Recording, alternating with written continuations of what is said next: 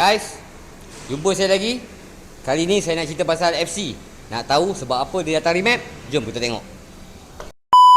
Okay, Assalamualaikum guys, saya Eddie. Hari ni ada sebuah Civic FC datang untuk refurbish absorber, tetapi dia ambil sedikit sekali untuk combo untuk kita package. Apa yang saya cakap ni? Combo package untuk remap sekali. Okay, so macam biasa sebelum kita remap kita akan check healthy engine. Kemudian bila semua dah smooth, engine semua okey, kita akan naik dyno. So dekat sini saya akan tunjukkan proses remap.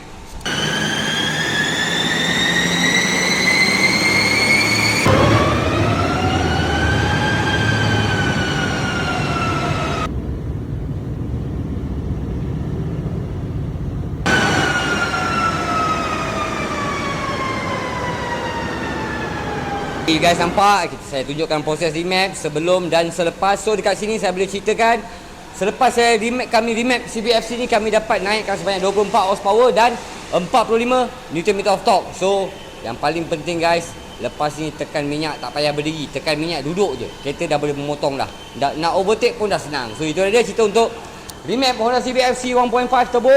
So kepada guys kat luar sana yang nak tahu lebih detail, lebih lanjut, senang je cari saya, masuk dekat link bio saya.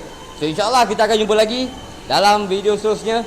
Yang paling penting guys, tak lama lagi kita akan menyambut Syawal dan saya mengucapkan selamat Hari Raya Aidilfitri. Maaf zahir dan batin. Bye bye. Assalamualaikum.